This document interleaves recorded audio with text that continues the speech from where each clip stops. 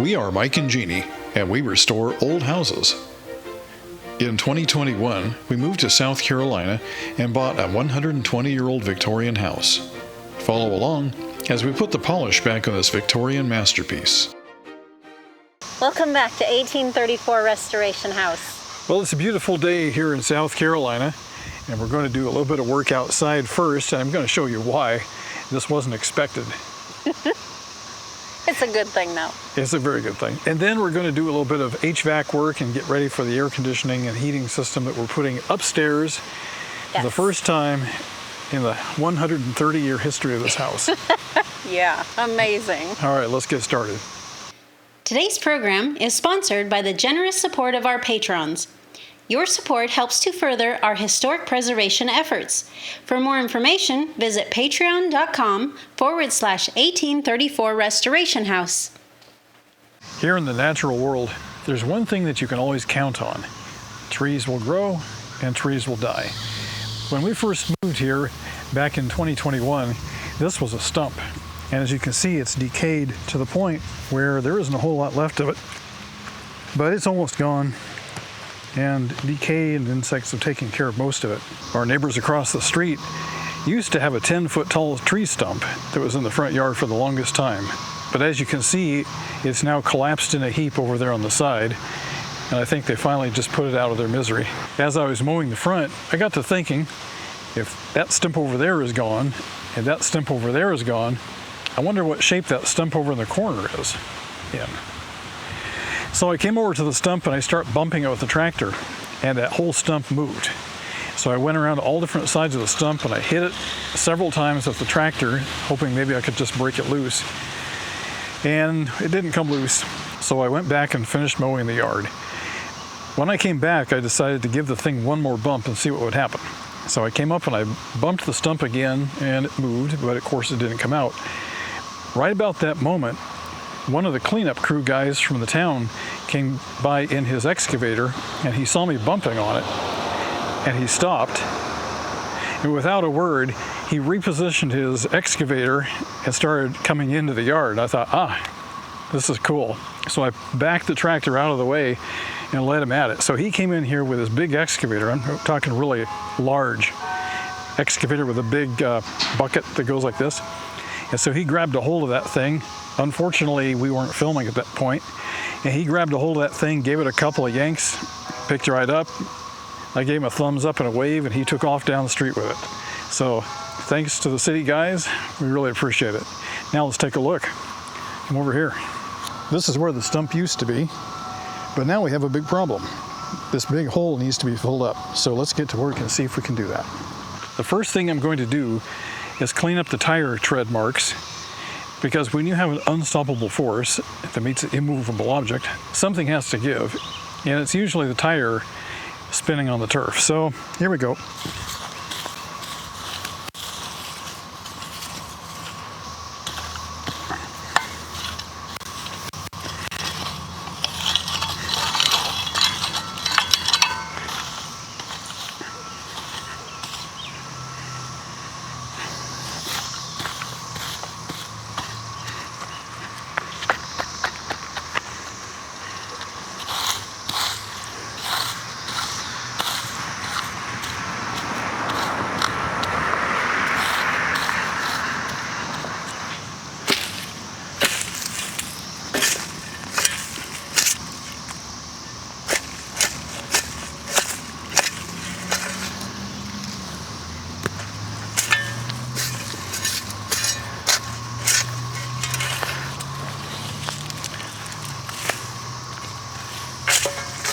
That is a pretty big hole. Where do you expect to get the soil for this?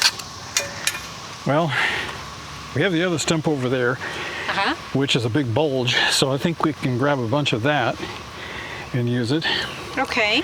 And if we run out, we can always take some from the crawl space. Oh, I like that idea. Yeah. More space would be nice. These chunks of wood right here will continue to rot, so we use that as filler. Sounds good.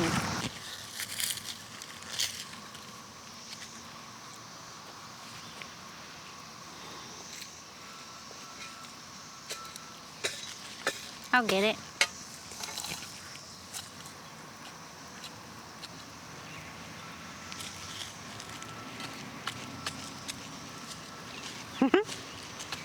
Little branch keeps tickling my leg. I just had an idea. I'm listening. We have a tractor with a bucket. Yes, Why don't we fill that up and just dump it all at once? I like that idea.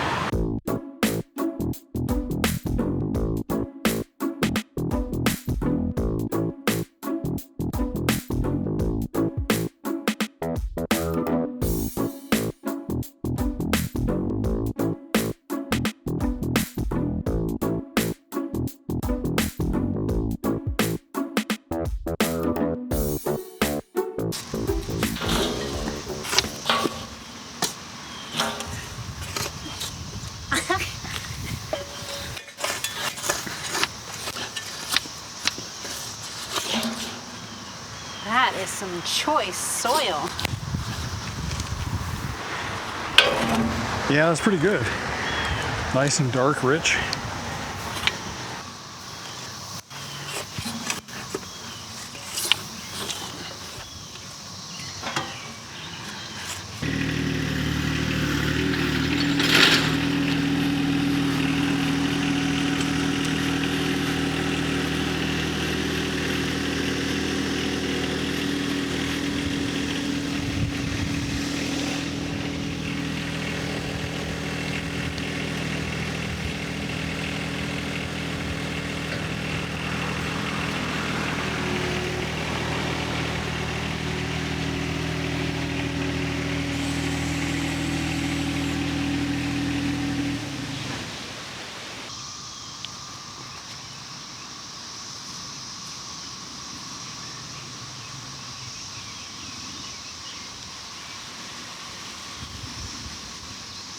I think that worked out okay.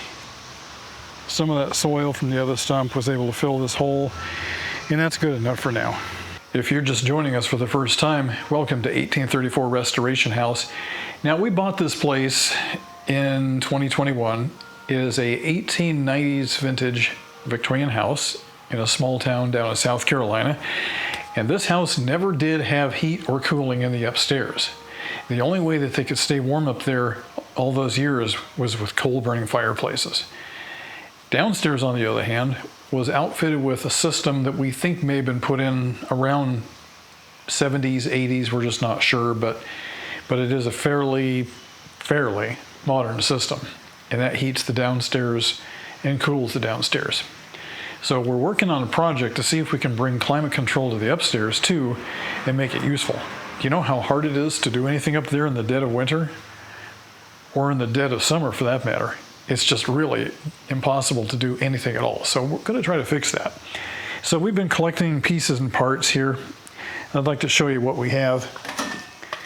These are end caps for ducts, and we're going to have to close a duct off, and that's what this is for. Down here I have a tub of duct mastic, and this is what we slather over the seams so that they don't leak. This is a piece of flat sheet metal that's been coiled up for transport, but it's about 3 feet wide by 8 feet long, and I can take shears and I can cut that to whatever size and shape I need, and we're actually going to fabricate our own ductwork in a couple of spots. Down here is what's called a start collar. Yeah, it's huge, isn't it? But this is how big the ductwork is under our house. It's 16-inch flex duct under there. And so what I'm going to have to do is build a bypass so that I can get through some congested areas, and this will hook the old system up to the bypass. Down in here we've got mastic tape, big cable ties, screws,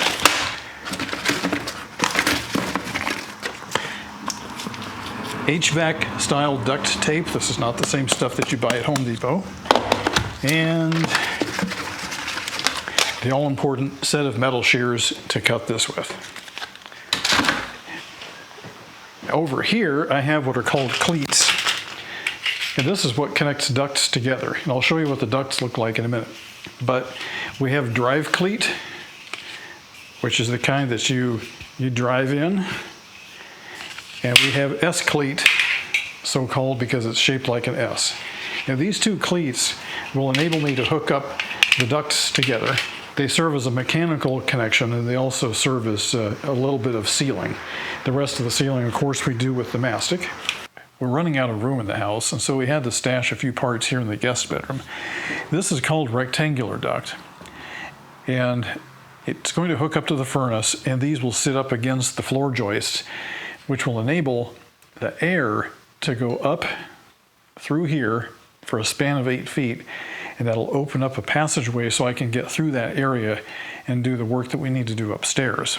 So this is that bypass I was talking about, and we'll get into that more as we go along. These have to be built on site. They come broken down like this. Welcome back. It's a brand new day. The sun is shining, not a cloud in the sky, and it's a cool morning, so we want to get to work outside as early as possible. Mike just finished mowing this yard yesterday. Doesn't it look great? It is beautiful. This is what it can look like when you tend to it. The garden used to look like this until we put the beds in, and then, well, I'll explain that part in a moment. But this is what happens when you don't tend to it for 2 years. In the South, it happens really fast. It is amazing how fast it's happened. You can hardly see some of these boxes. First of all, I wanted to explain a little bit about why things didn't go as planned with the garden. Now, in 2020, I was diagnosed with breast cancer. They got it all. I'm good. But as anybody with cancer knows, you have to be on medication. Mine's for 5 years. And I've got 1.5 years to go. So after 2 years, I thought I would be getting my energy back. I didn't, not quite. And it's been quite a few years. But I am just starting to get my energy back. So the garden has gotten way out of hand. If you take a look around me,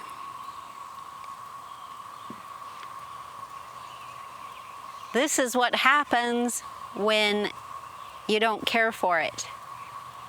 You don't take care of it, it gets out of hand, and we need to take all the boxes down, care for the land, and then next year we can prepare the land early in the fall maybe, or even in the middle of the winter, and then we can get a garden going.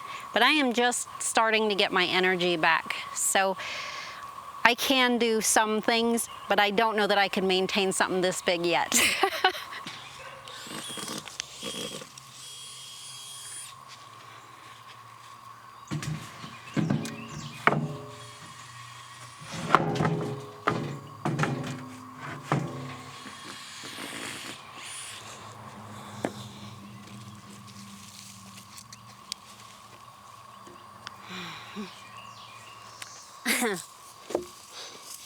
Could you help me with these two? These are really big.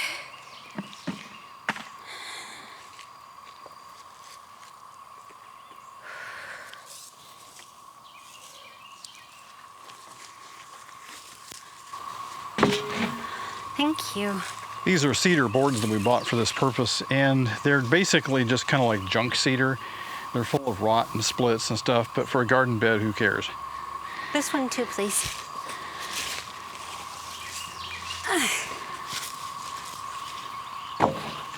On the flip side of that, there isn't anything that we can really do with these. I thought I felt a brick down here somewhere. Ah, there it is. You find it? We have to make sure these come out so we don't run over them with the tractor. Yes.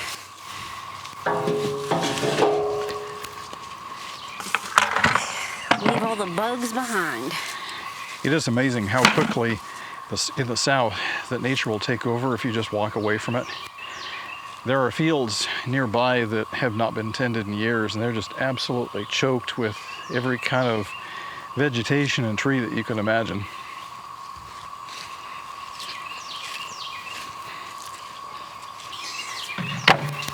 Hoo-wee. We also have these thorny vines that grow up here. These things right here. It resembles the cane of a rose bush, but I'm telling you, this is no rose bush. It is nasty. So we're trying to get rid of those wherever we find them.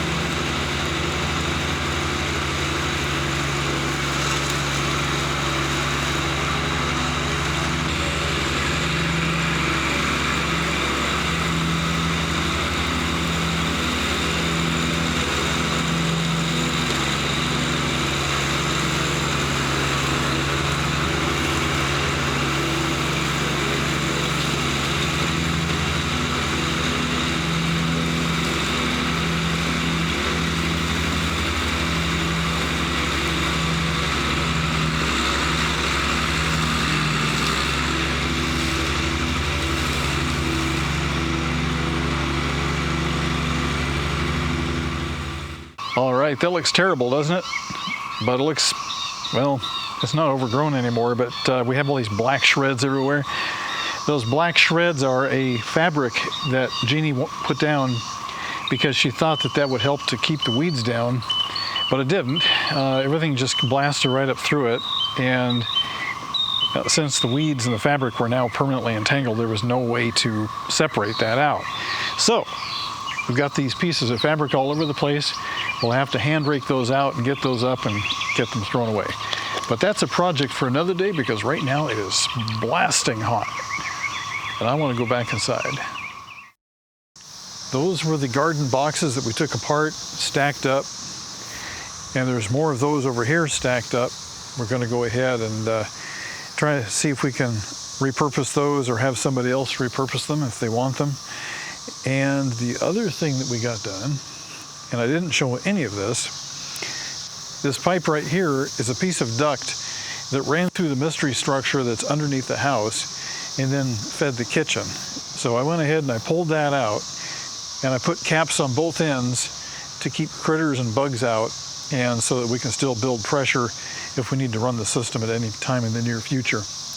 But having this out of the way is one of the keys to building the bypass so that I can get back there and put everything in that needs to be put in for the upstairs system.